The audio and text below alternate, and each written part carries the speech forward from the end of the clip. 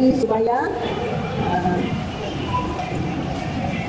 Dato' Ilmu Dipline, Dato' Sri Dr. T. Demaraj. Ladies and gentlemen, I'm Sulim. People normally call me Mrs. Ong, some call me Sulim, I got of names. Well, when I first detected cancer, there was no talk of cancer in the family. Nobody in the family knows about cancer. And but I heard a thing called, I heard something like this, such a thing as breast self-examination.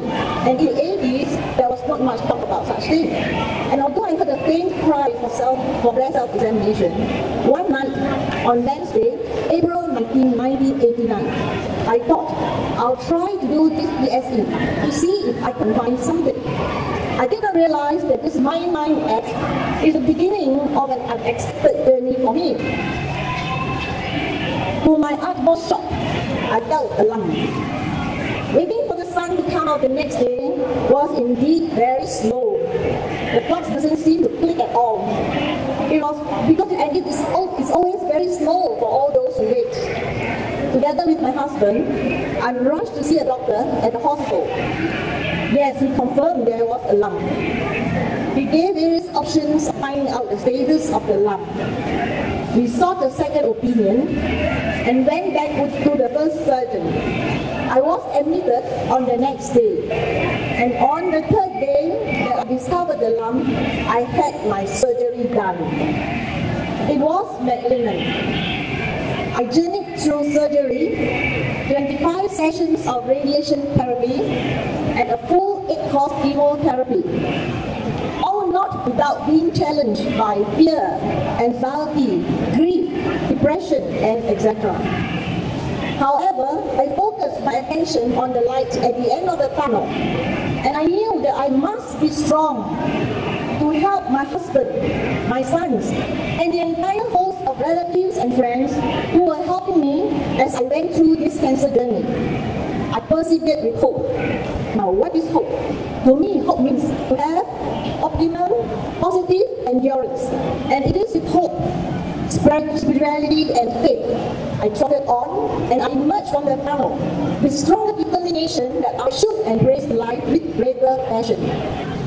And it was also during those times when I was having this treatment, and I was feeling lost and isolated, that I felt the need for women who are undergoing treatment to talk to survivors who will be able to send testimony to alleviate anxiety, eradicate myths and misconceptions about breast cancer. I made up my mind to become one such testimony, and so today, together with my friends, I stand before you to tell a story that there is recovery to cancer, and with proper medical treatment, one can be restored to health and emotional wholeness. When I discovered the lump, I did not wait, nor did I ignore the present. I immediately sought medical advice, diligently followed and completed treatment. I can still remember when I was going through the treatment, I was waiting for my turn at the RT radio therapy department outside there, sitting there together with other patients waiting for our turn. And there were these other patients who talked about all kinds of things that we cannot eat. There were lots of food that we cannot eat. They did not mention food that we can eat. Imagine, 5 persons on the right says 5 things don't eat, another 5 on the left, 5 things don't eat.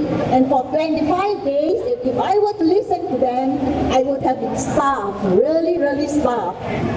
At that point of time, I was a real good girl. I just sat there quietly. I did not argue because I do not know. But I went home, I ate everything I wanted to eat, and then I enjoyed the food. And in fact, I took advantage of being pampered. When my friend called me and said, "Hi, I'm visiting you. What should I bring?" I said, "A piece of cheesecake, please." Then another day, someone will say, can I bring you a piece of suji cake? I said, why not? I said, are you sure you can take egg? I said, are you bringing me suji cake or eggs? Now, you're not going to take one piece of suji cake with 12 eggs. I said, never mind, it doesn't matter, bring it, I'll eat. And another time, a relative said, I'm joining you for lunch, I'll bring you some food, what do you like to eat?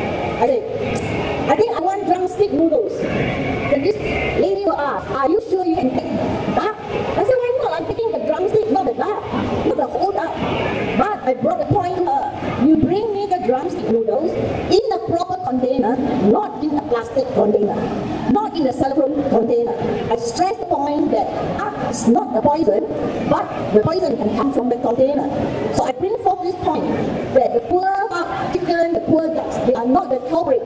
The plastic, the home could be the plastic.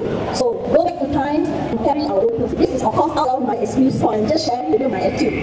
Now, cancer patients, they do not need to have any special diet. We can eat anything. And we do not have to avoid chicken.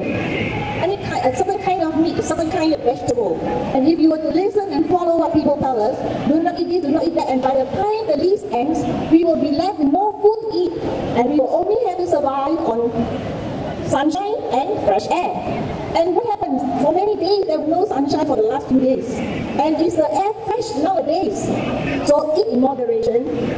Anything, everything, but we don't have to discriminate. This is poison, that is not poison. Of course, real poison are real poison, but not chicken and ducks and hens and everything. They have no poison. The poison comes from the containers.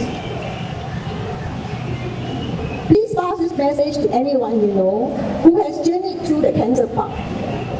Tell them to come out into the society, to share experiences and to help those going through this process of emotional upheaval, and to act as brakes to smoothen the rough rides for the people who are undergoing treatment. And for those people who are still undergoing treatment, come out and ask what you need to know. But if people tell you not to eat anything, don't listen. If they say eat and you listen, you must know how to discriminate. Before I conclude, I would like to stress that cancer is not the end.